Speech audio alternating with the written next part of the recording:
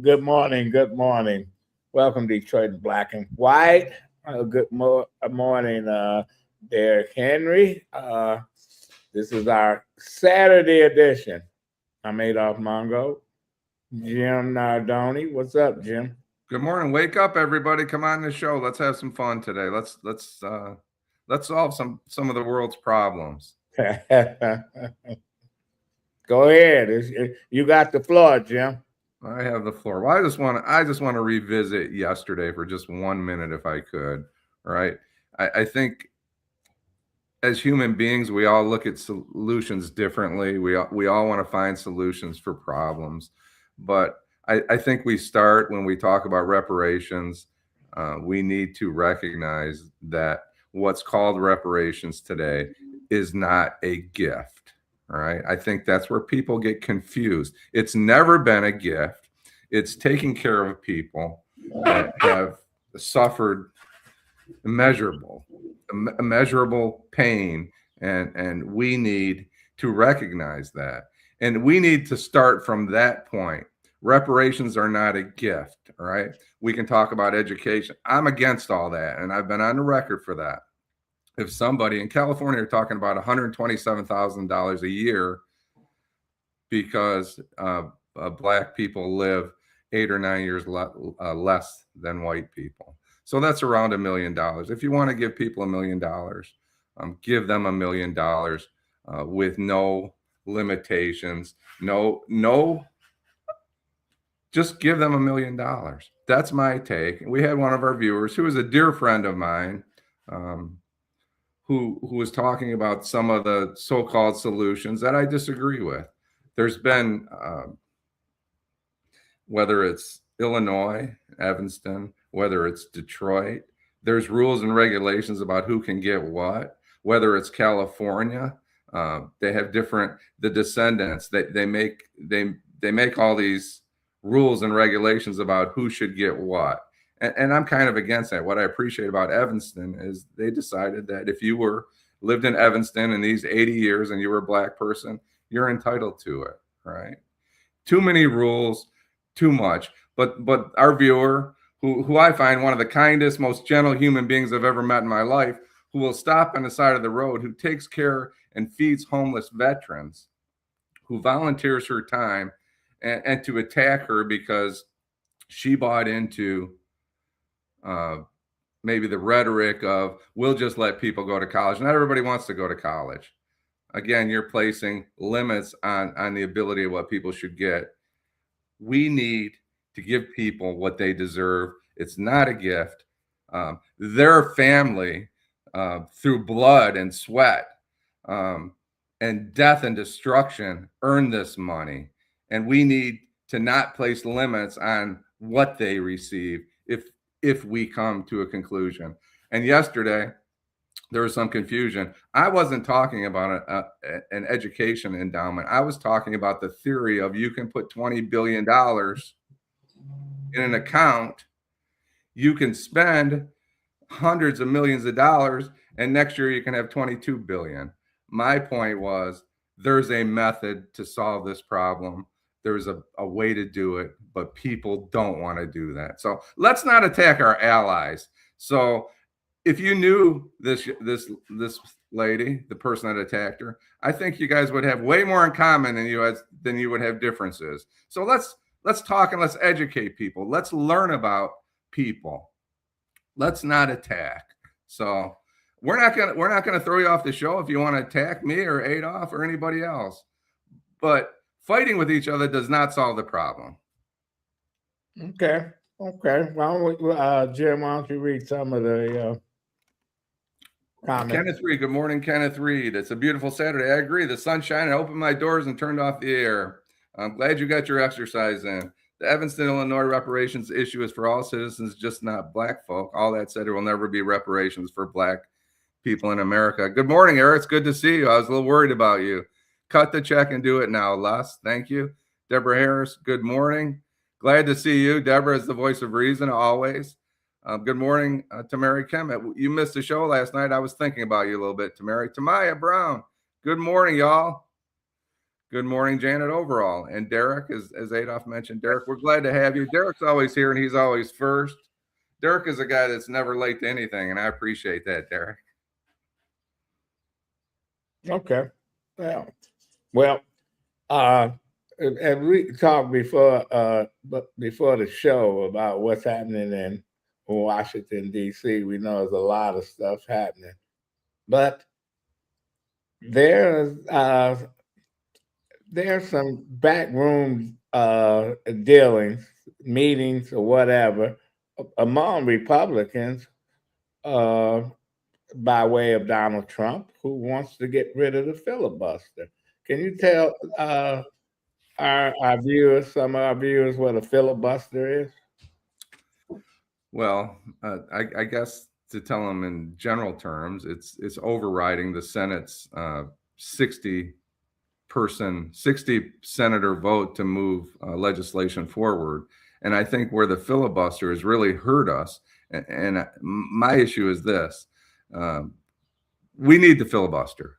I'm going to argue for the filibuster. You can argue against it. The reason is we need, and my biggest concern is the Supreme Court now. We have activists. I'll call them, I don't know if that's the right word, activist judges. We have since, and I looked it up, all right? It started with Neil Gorsuch. He received 55% of the votes. As we know, it's 100%. 100 senators would be 100%. So he received 55 senators voting for him. Then we went to, in October of 2018, so this started in 2017, we went to Brett Kavanaugh, the I Like Beer justice on the Supreme Court.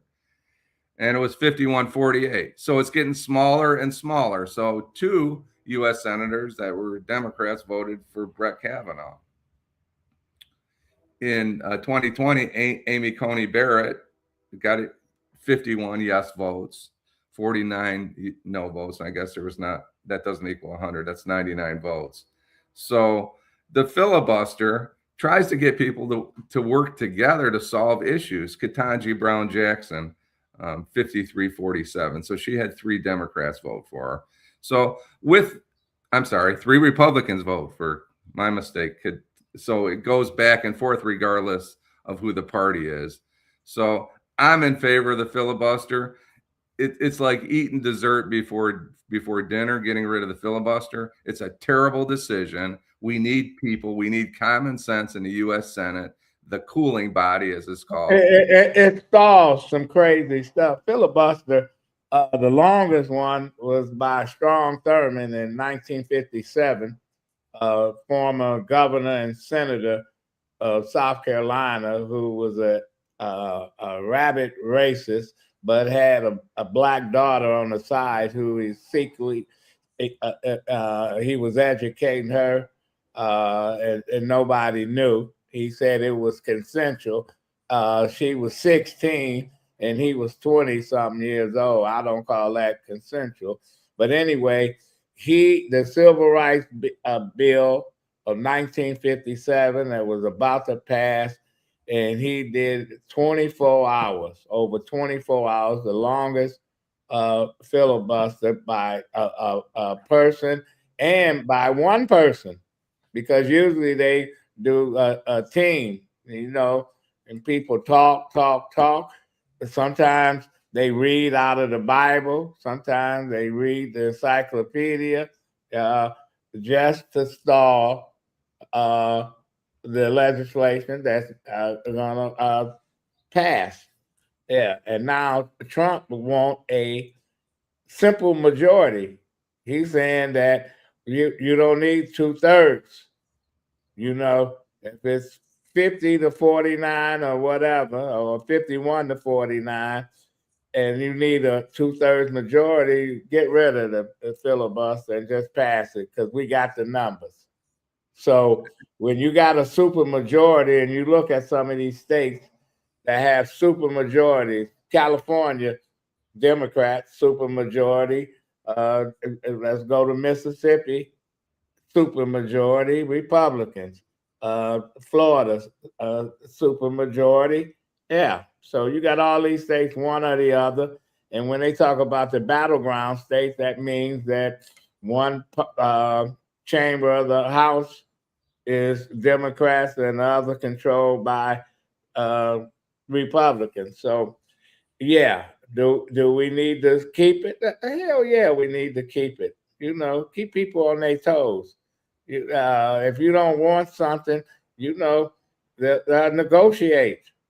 And plus, he wants to get rid of if a opposing president of a different party nominates someone for a federal bench in their state, that Democrat, I'm a Republican, that Democrat senator that's in power has the right to say, no, we don't want that. And he wants to get rid of that too. In other words, he wants to get rid of whatever rule that they have because he can do what he wants to do. So we got to have checks and balances. The end of the filibuster in the Supreme Court is to me the beginning of the end of the republic. And if you lose the filibuster in the Senate, it's not going to work. It's not. I mean, we are becoming farther and further. All we have to do is look at what they did in Rome. Rome created the Senate, and they created the rules. If you look at Greece and Rome, they created the rules that they still abide by today. And what happened when somebody don't obey the rules? They get you got a dictator, an emperor, who never went away. Yeah, they didn't want the republic, and so how long did Rome stay a republic? Several hundred years. How long did they stay under a dictatorship, as they call it, the emperor? I guess 1,000 years, if you want to say it. Yeah, there's no question. So yeah, I'm going to read a couple of comments, Adolph, and I want to get back to what you're saying. Good morning, Duela. Good to see you, Duela. Terry McCrimmon. If Democrats ever become the majority in the House and the Senate to be a Supreme Court position opens up, so I wish Ben Crump would get a shot at being on the Supreme Court. He's more like Thurgood Marshall. Thank you, Terry, for your comment. Yes, we got to have the filibuster. Kenneth Reed.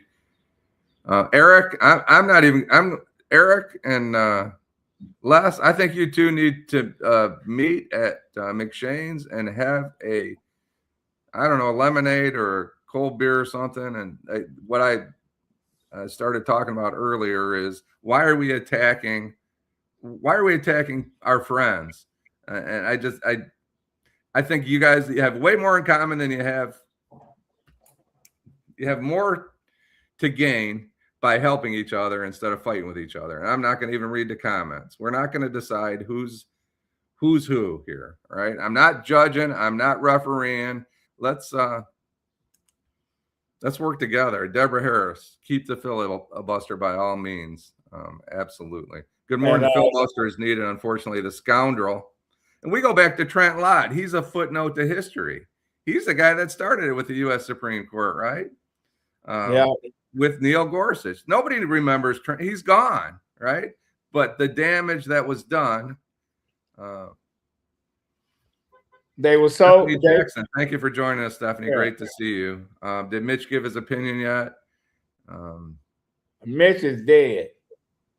We're not going to censor anybody, Les, but I think you guys are wasting your energy. Work together. Yeah, Mitch is dead. DeBrailer 5938. What's going on with Mitch McConnell? Is he dead, or do you think he probably brain dead?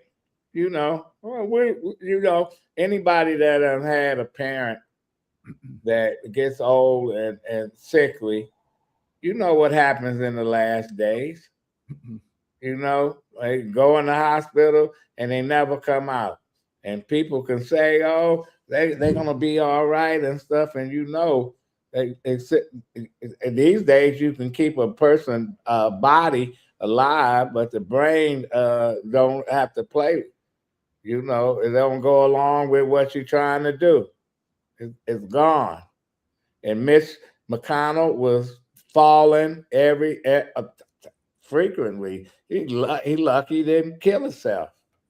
You know, the guy is burnt out and got old, and instead of running again, he should have been somewhere cooling out and enjoy his last days. I guess this is his last days.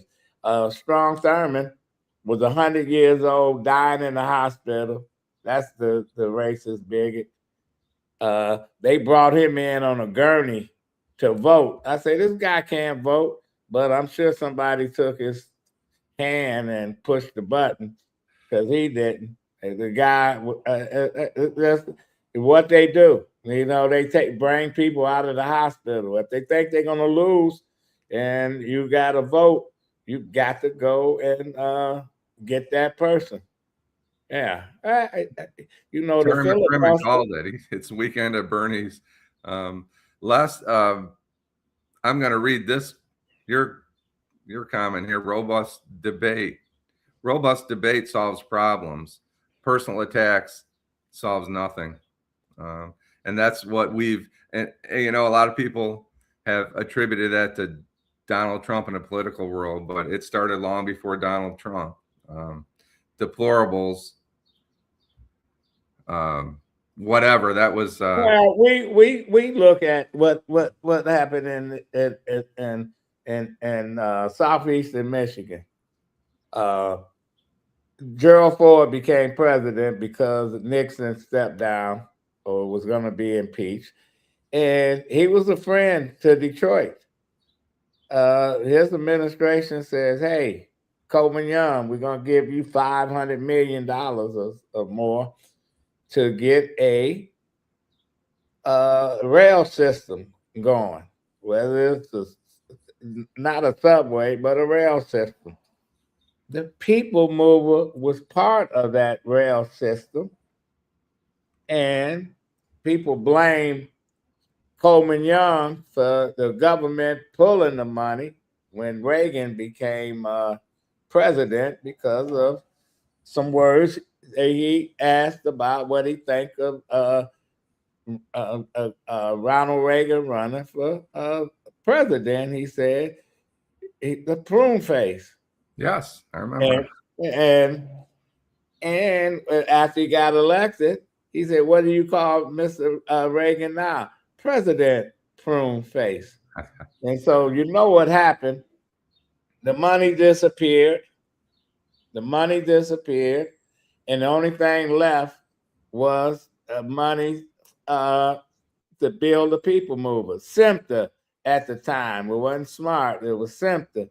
They couldn't finish it. So the city had to finish it. So that's like you was going to build a house and you got a garage and you couldn't get the financing for the house, but they said, go ahead and build a garage. You got enough money for that. That's how we got the People Mover. The People Mover wasn't supposed to be a standalone. So, yeah, here we are. You know, people that complained in Oakland County and Macomb County. Brooks Patterson say, we don't need to, we're not participating in that. We don't need that to come out to Pontiac. Same way out in Macomb County, people was opposed to it. It cut their nose off despite their face because everybody's calling everybody names. Brooks Patterson said the way to solve Detroit's problem is give half the population guns and let them kill the other half. And he said he was just joking. That's not a joke. When I hear it, Coleman Young is a racist. They're a bigot. Dearborn saying you can't come to our parks. You know, you got to live in Dearborn, but we can go to Bill Isle because they say that's the state on that. You know, and you see what happened to Dearborn, Fairlane, a boycott. They ain't never been the same. I don't know why it's even open. So yes, that folks are still arguing and still throwing the name calling and whatever. But when people look at Michigan and they look at southeastern Detroit, South, they only look at all of them together. You lump them all together. Like I told a friend, two friends, both of them was from Nigeria. They didn't know each other, and I introduced them together. They went to lunch. One came back and said, thanks for trying to uh, uh, uh, connect me with my homeland, but I can't do that. He's an Igbo, and I'm a Hausa. That's their tribe. I say people don't know that shit here. Same way with Pakistanians and Indians. People don't know the fucking difference. When if somebody come from Ireland, are you gonna ask, are you Protestant or you Catholic? Depends on whether you want to like or not. So yeah, the shit follows people across the ocean. Man, people hold grudges, don't want to sit and talk. They name call. They call the police on parents who was trying to get their kids in school districts that they didn't live in, and now all the school districts they want kids from everywhere. They got commercials and billboards and stuff. So we done lived through that the last 50 years in this region, and fighting each other, and it do not make this a better place to come and live. That's exactly the point, Adolph. Terry McCrimmon, right in the nick of time, Terry. You're thinking just like me, and I appreciate it. You're smarter than me, but we think alike a little bit. Jim Blanchard and Coleman Young feud with each other is why we got John Engler. It should have never happened. Yeah, but the bottom line is, South Africa is different from Egypt, as Detroit is from Howe. But as a state and as a continent, the Organization of African Unity got all the countries participating in it. We think NATO, all of them different in language and customs and shit, but they all got something in common. So we do have stuff in common with cities like Howe, because our money pays for the roads, pays. You got to have cooperation. Who supplied all the water to 58, 59 communities in Michigan? The Detroit Water Department. That's why when people wanted to take it over. Yeah, so we do have stuff in common, even though we're different as night and day. I could go back to the first time I laid eyes on Adolph Mongo. We can talk about that all day long. We're different people from different areas, and look where we are today. Well, how did that happen, Adolph? I was the only one that voted against you. Is that your story? They say you was against. Listen. I never took nothing personal. They Out of 12, it was like a jury of 12, and I was the holdout. Is that how it was? Yeah, ain't no question. Jim Blanchard did run a terrible campaign. His advisors told him that he didn't need Coleman Young. See, Jim Blanchard looked at 4 years before, where Bill Lucas, who switched parties from Democrats to Republican, ran as a Republican, and he kicked the shit out of Bill Lucas because, one, hey, a lot of Republicans wouldn't vote for a black person. They voted for Blanchard, and Blanchard won by a landslide. So he thought 4 years later, his folks say, we don't need Coleman Young. Now, I was working for Coleman Young, and he wouldn't meet with Coleman Young. He wouldn't do anything. But then the night before the election, he comes to the Manugian Mansion where all the mayor's appointees was, and he was asking for their support, get out the vote, etc. The mayor said, okay. When he left, at the quote, the mayor, Coleman Young said, fuck Jim Blanchard. That's what he said. And Blanchard lost by 18,000 votes, 18, 19,000, because Coleman, he was meeting with Engler. Engler come down, ask for meetings. Man, you know, it's the game. That's how they play the game.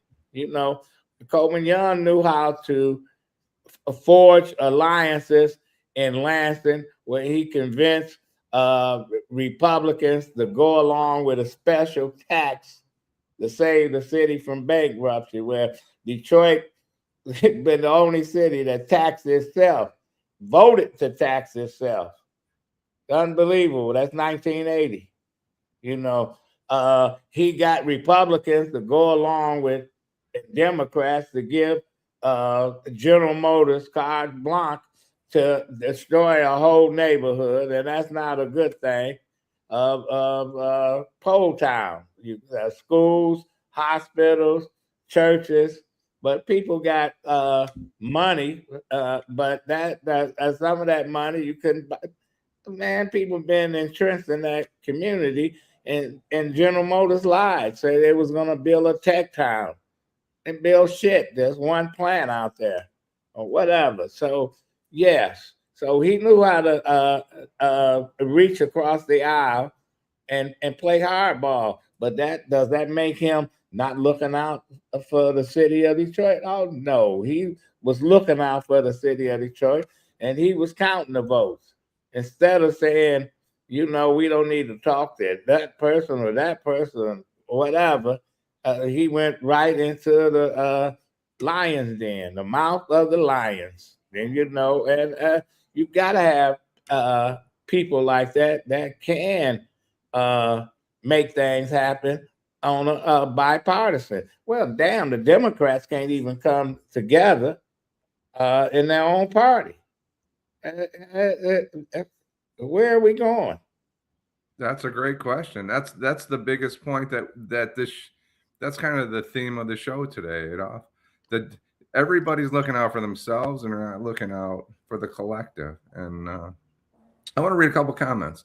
I still don't think Coleman Young should have aligned with Engler, as we found out. Engler was an absolute snake. He wasn't a lion. He was not aligned with Engler.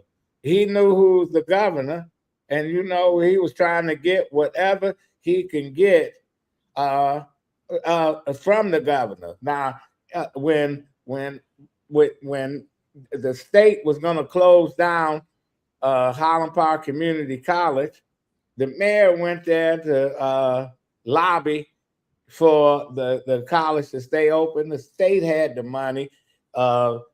Highland Park Community College produced more nurses than anybody in the state at the time. But guess what? You know, the mayor tried to talk to the school board in Highland Park that they school board controlled the college and the school district at the time. The state wanted them to create a separate board to run the college. And they said, well, I'd rather see it closed. And guess what? They closed it. Not that we align ourselves with these folks. People that's in charge, you got to work with them. The Republicans closed all the mental facilities. Who had to deal with that burden of Detroit? Because they were dropping off all these folks. You can see them downtown. And hey, you know, and said, where at Lafayette Clinic? It's a charter school. Where's Northville? Oh, now they're gonna build apartments and retail.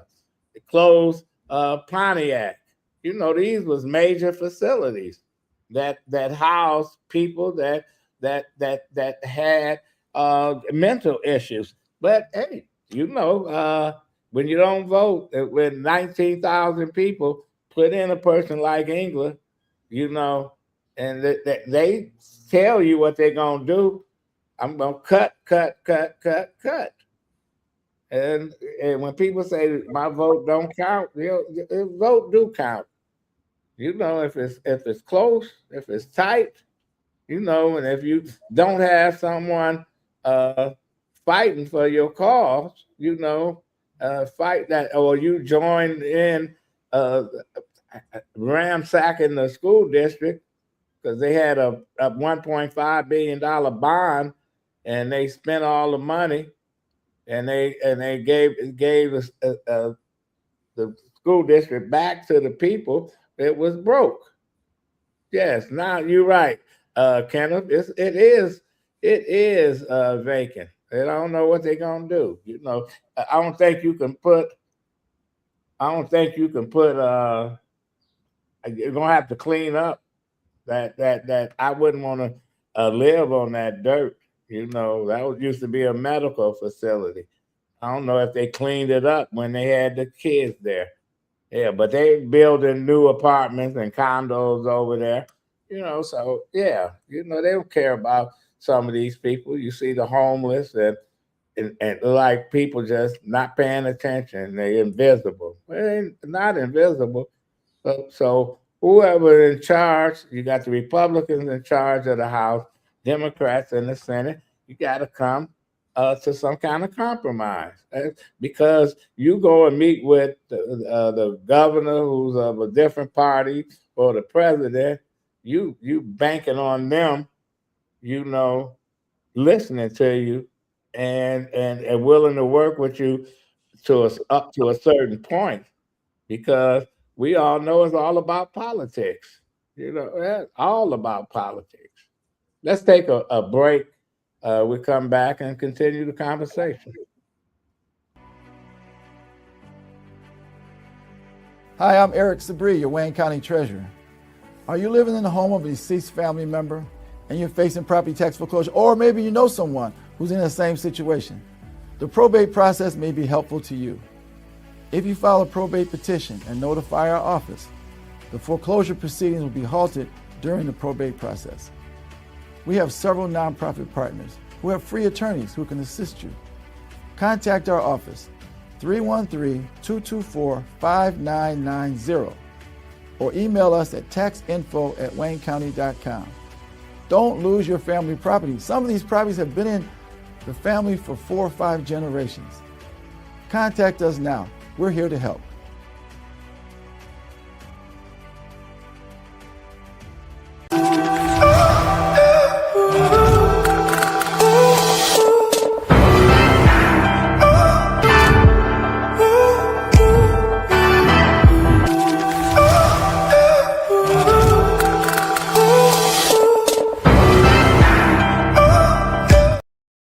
Oh, someone just texted me saying that Cory Booker hold the longest hold the record for the longest filibuster, 25 hours and some minutes. So okay, I would not have been able to pull that off. Maybe I'm an old guy, but I could not have gone. He went that long without a bathroom break. Right. I guess he was wearing the pins or whatever. I don't know what he was doing, but I wouldn't have. I would have been running a little boy's room. That's all I can tell you. Yeah. So can I get some comments, Adolph? Yeah, let's get some comments. Most homeless are mentally unstable. These fake organizations prey upon the vulnerable, disabled people. Miss Sheila, I'm here to help them. Thank you, Miss Sheila. And I'm going to come back to your comment in just a minute. The quality of these new apartments are subpar. Brownfield development dollars going to have to be utilized for the cleanup. The mental health crisis is being ignored in the same fashion as educational crisis. Eric Brown. Where is Mr. Duckett? I see Mr. Duckett somewhere. I lost him. Thank you, Mr. Duckett. Good morning to you. Thank you for joining the show today. We miss you when you're away. So good morning to you. Yes, John Engler, and we talked about that at length. How much did it really cost when John Engler tossed all the people with challenges to the streets? How much did it really cost? He did it to save money, and it probably cost Michigan government how much and then we look at what Granholm did, the cut. She got rid of the state fair, which I thought every August, a lot of young people like the state fair. I thought I wasn't too, in love with the state fair, but that was a cut, and now it's just it's Amazon, and the other half is empty. It's like these politicians, whether they throw darts on a map and say we're gonna cut this out or we're gonna do this, and then they don't think about the people that it hurt. Folks over in western part of Michigan, and I was a newspaper reporter there over in Kalamazoo.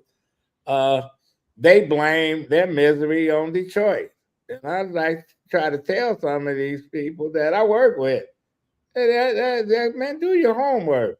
Detroit is not your problem.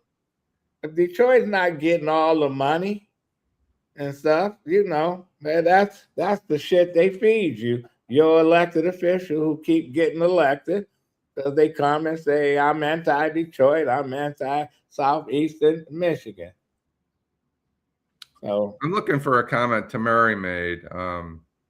Eric and Lesser, Blanchard was filled with hubris. Kenneth Reed, Blanchard did the same thing the Democrats do, take the black vote for granted. I think Jim Blanchard took all votes for granted.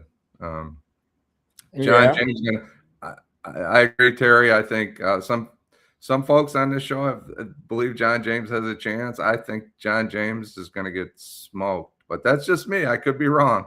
Commonality refers to the degree of which different items, systems, or ideas possess mutual elements or overlap in design and function. You're absolutely right, Deborah. I don't know how to answer that except to say that, we have more in common than we don't. And I think that's what you're telling us. Thank you, Deborah. I just want to, before we move on, and Miss Sheila had made a comment, she's here to help. And Miss Sheila has spent her life educating our young people. Eric Brown lives day and night, and he'd be yelling at me right now, shut up, Jim. But he spends every ounce of his energy trying to educate young people and trying to make the system work. Let's work together. Maybe we need to have a big gathering for the Detroit and Black and White crew, because we did not too long ago had some people come together, and we met and we learned a lot about each other. Let's quit fighting our allies. All right. It doesn't solve anything. That's what they want. They want us to be divided, right? The people in power that are seeking absolute power, they want us to be divided. That's how they get their power. And somebody asked, is there still a state fair? I don't know.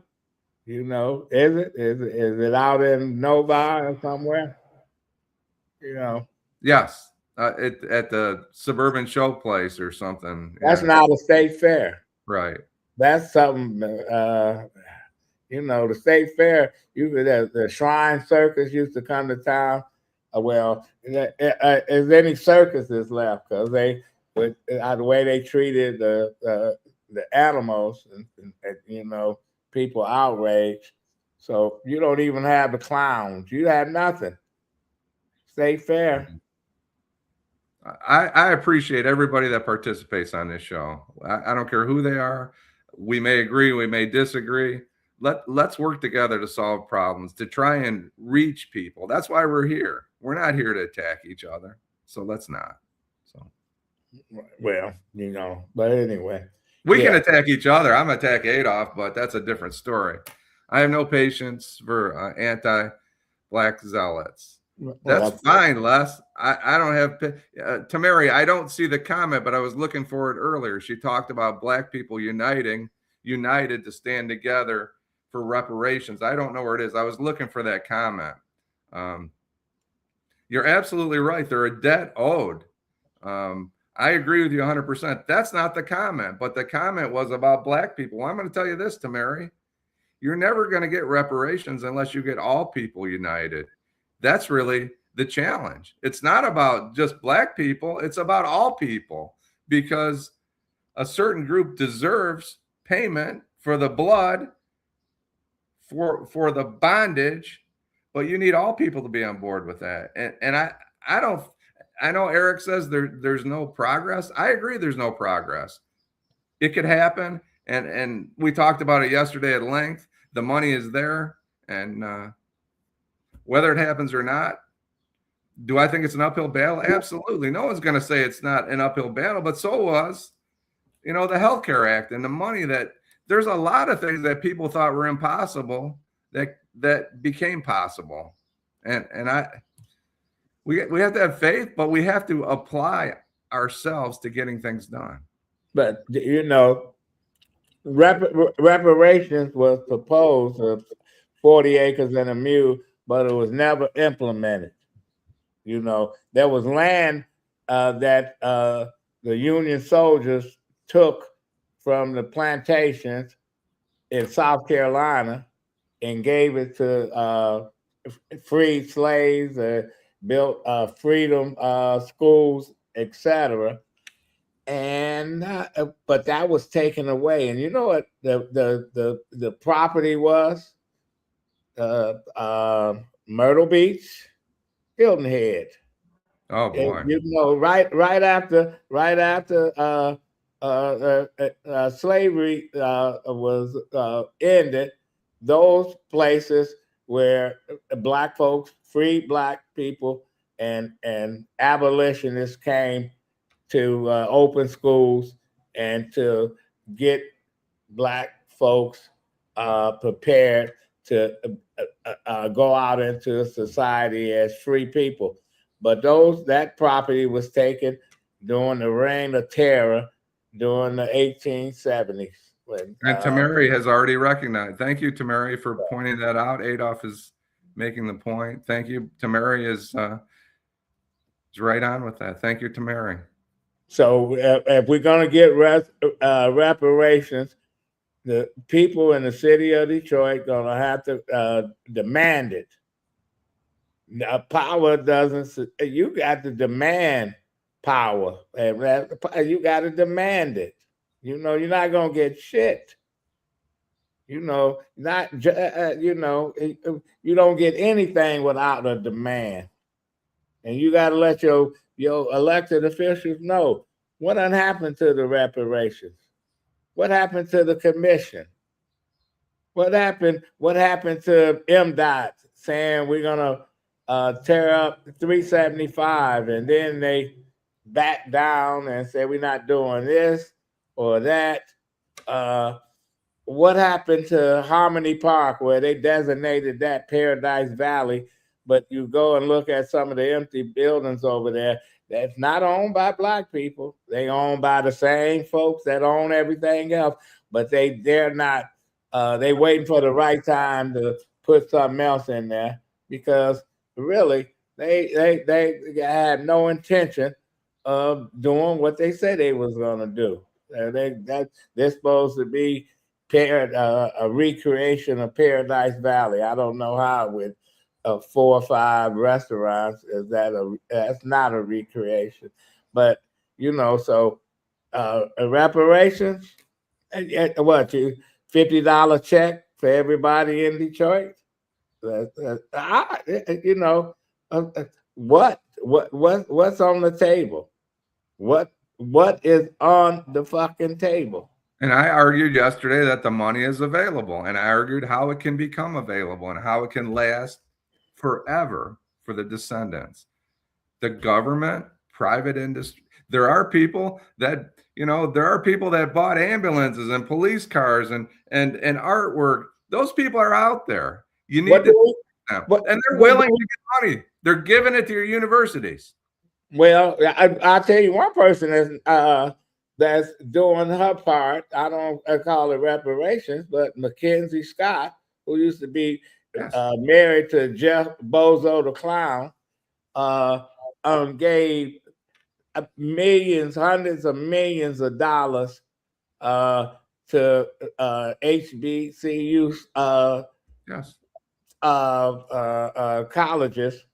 And I got a friend whose daughter goes to Howard that's in medical school. She went to Howard, gave all the medical students at Howard $25,000 cash to do with whatever they want. Gave it to her. They give she give money to you name it, they give the money to the schools. And Elon Musk, he's upset. Why are you doing that and all that? That's DEI. Well, if it's DEI, it keep going because she do not play, and she gives money. Jim, you must have been talking to her because when she give money to folks and to organizations, no strings attached. Do with whatever you want to do with it, because I guess she feels that 90% of the folks is going to do the right thing with the money. You know, that's all you can hope for. You know, That's exactly the point, you, Adolph. you give somebody money to pay for their light bill or a gas bill or water bill, or it's going to be cut off, and you hope that they pay the bill. And, you know, because they can't come back and say, I didn't pay the bill. I needed to get a coat or whatever, you know, but it can't get mad, you know. You just, if you don't give them anything, yeah. But thank you, Eric. Eric's talking about reparations as a political situation. I'll call it a situation. I don't know who's on the task force except Keith Williams. I don't know, and well, he's an outlier. And Joanne Watson died, so yeah. And Keith Williams fought with him, and he does not represent the board. And I read all about that nonsense. But here's the problem with the reparations task force. In my view, people are welcome to. I'm not going to argue that, you know, we can talk about law enforcement discrimination, but those are two different things.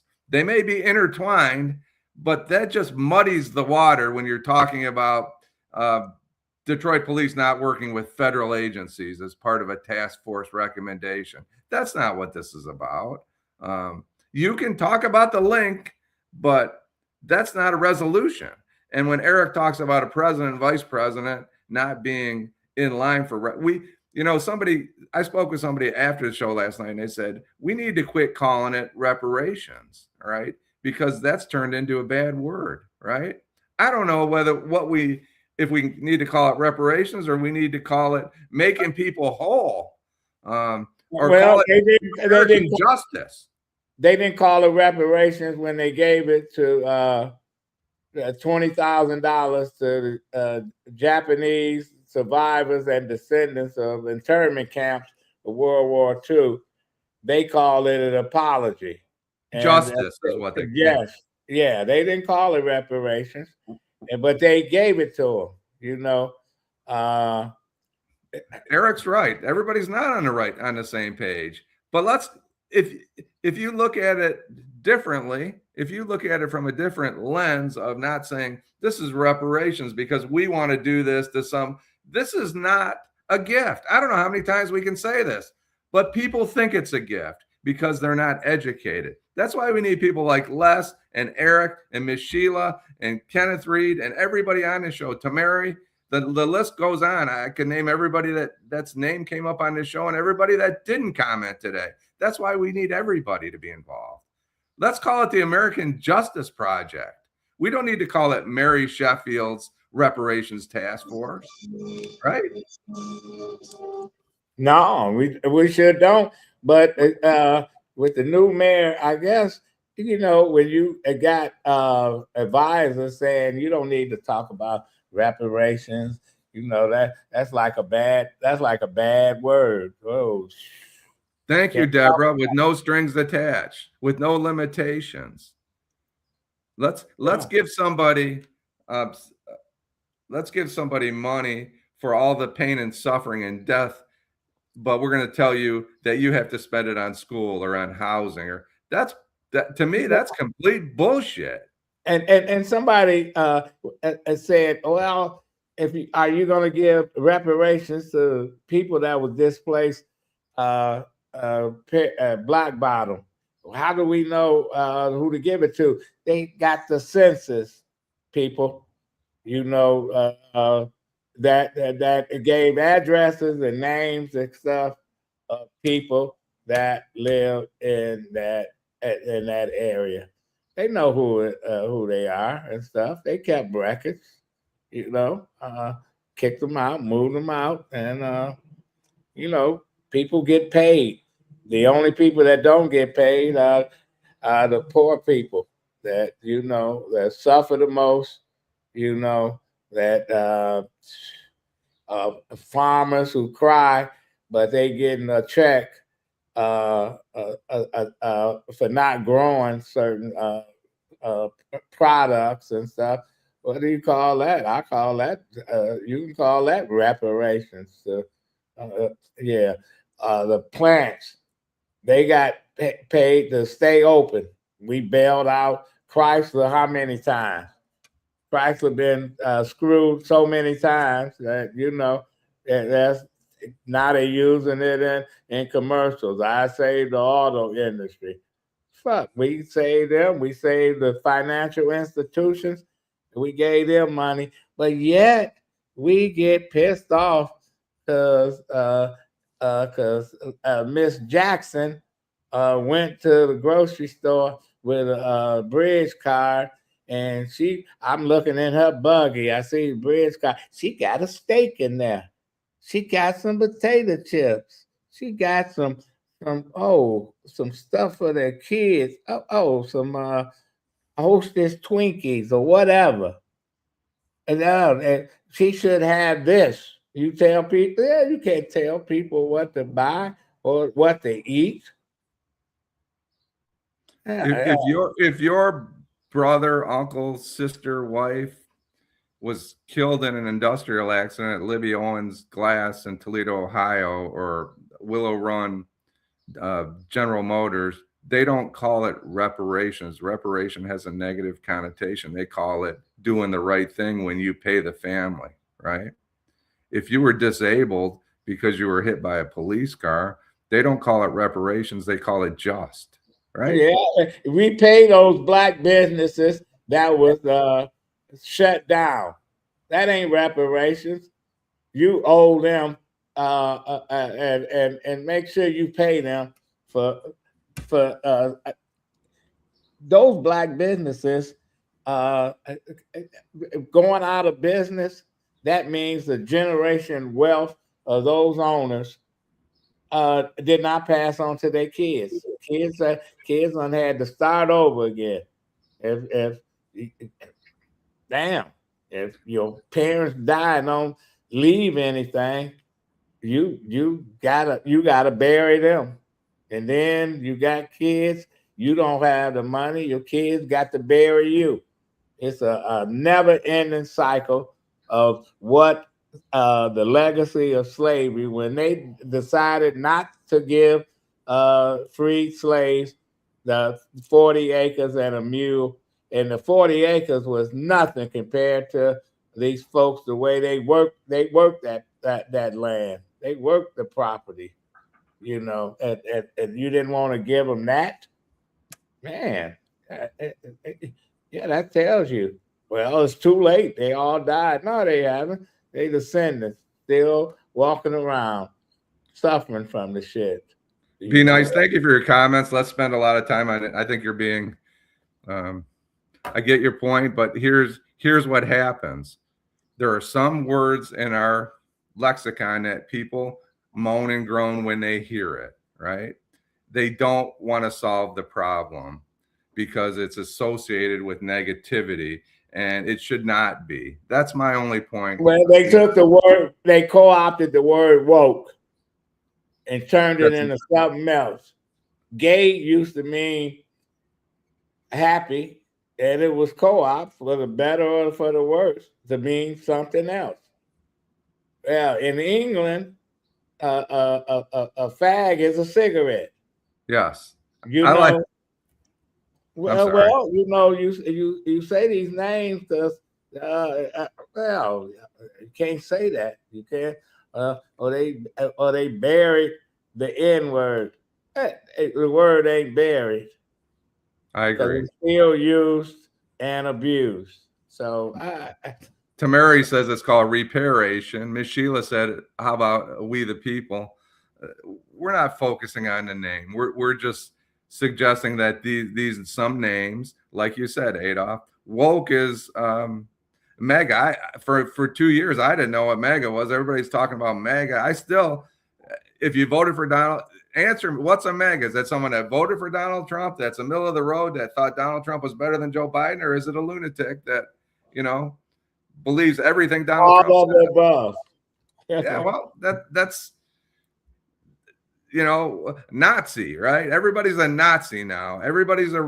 We're using these words that don't carry any weight, is where I was going with this. But people get caught up in the language. That's how we are. Yeah, well, you know what? And when you have you have poor people watching TV, they're on their phones and stuff, and they see Taylor Swift spend $30 million for a wedding, or they hear about an athlete in a topless club throw $50,000 in ones on the floor, or when they got robbed of $300,000 worth of jewelry, or they had 25 grand in their pocket, and they got robbed. You saying, damn, that's their money. They can do what they want to do. But when you see that type of shit and people crying, they not paying me. I'm a slave. How do they compare? They making millions of dollars and they still call themselves. They comparing themselves to slaves. So yeah, language is it makes a difference on how you say it and what you say it. You can listen to some of these old songs and they got the word gay in it. Now some young people listen to them and say, "Oh man, what are they talking about?" Or you happen to go to if you happen to go to England and somebody asks you for a fag, you don't jump on them. They asking you for a cigarette. They see you smoking. Yeah, John Conyers and Dr. Joanne Watson, they had a game plan. You forgot Reparation Ray Jenkins. Can't forget him. Thank you. Last word calling is better than violence. I agree. When people realize words from are powerful, that starts from a thought, we'll be more mindful of our words. Miss Sheila, thank you, from the great educator, Miss Sheila. Kenneth Reed says language is everything. Iran is calling for reparations to Mary. The word black upsets some people too. Les, mega is white person nowadays. Thank you, Filoni Tavius. Falone Tavius, I guess. Sorry if I got it wrong. I mean, that's a pretty bold statement, but you know what? You have your voice on Detroit in Black and White. If you think every white person's mega, you go ahead and believe that, but that's not even close to the truth. Reparations are repairing prisoners unjustly to Mary. That may be a way to look at things. You're not wrong, to Mary, in your point. And people, some of these states, especially in the South, where somebody unserved 40 years in jail for something they didn't do, and they don't want to pay them. Man, Louisiana is one of those states that like to fight, don't want to pay you. And somebody served time in Angola prison for 1 year, come out fucked up, because it's one of the worst prison systems in America, which was created to house newly freed slaves who they got free labor, arrested them for all kind of shit. Reparations. I'm gonna continue to say reparations because that's what it is. It's clear. Reparations, nothing else. They got no excuses. And you don't want anybody to say, I'm sorry, I didn't even know that was reparations. I thought you was talking about something else. No, I'm talking about reparations. Somebody that worked for free for all. That's why they got rules, employment rules. You have to pay people who do the work. They're not doing it for free. No more Unless you're a invisible volunteer like code. everybody on Detroit in Black and White, we appreciate your volunteerism by joining us and being a part of this. Yeah, nobody works for free. You know, and when they say, "Oh, all you want is the money," damn right, because that's what you do. That's why you working. You know why I got to volunteer. Yeah, no, You don't. If you want to volunteer, that's you. Yes. If you don't have the money, that you got enough money, you don't need to get paid. That's you. And be nice that there's so that's an excuse. Is there's a debt owed? Let's start there. Be nice. You're absolutely right. It is a debt owed. Rainbow was co-opted. Mr. 1213. And new slavery is all prisoners and homeless. As Black society, we shouldn't hold our breath expecting to get reparations. We should be in parallel create an economic model for our social reality, create and support Black-owned businesses. Thank you, JRW7TF. Black people determine our justice. It's reparation. That's, you know, Tamara, and you're one of our best contributors. No, all people should determine your justice. That's where I would argue the point that, as Ms. Sheila said, we the people. It needs to be we the people that take care of. It wasn't white or Black people that took care of the people that were enslaved in California in World War II, right, Adolph? It was we the people, right? It wasn't just. It was the country, and whether it was Hitler's Germany or the United States or the way we treated the Native Americans in this country, took their food supply away to starve them to death. We gave them blankets with smallpox on it. You know, there's no question. Kenneth Reed said the Michigan Democratic Party has that volunteer thing bad. Man, it's so true. So true. Yeah, man, you need to volunteer. We don't have any money. But then they send somebody from Idaho or Missouri or whatever. They come into the city and say, "Hey, we can if you take me around and let tell me who's who, we'll pay you a stipend." But instead of the Michigan Democratic Party hiring direct out of Detroit, they say, they don't do it that way. They want you to volunteer. Thank you for your service. Well, anyway, this is Saturday. I'm gonna be like a teacher. We're not keeping you long. I was going to say thanks to Fred and Kenneth and Les. I didn't get to their comments. Tamari, some at the end, but go ahead, Ada. You're right. I want to thank everybody for taking time out this morning to interact with us. And thank you, Miss Teresa, Jim. We'll be back next Wednesday. That's right. Thanks, everybody.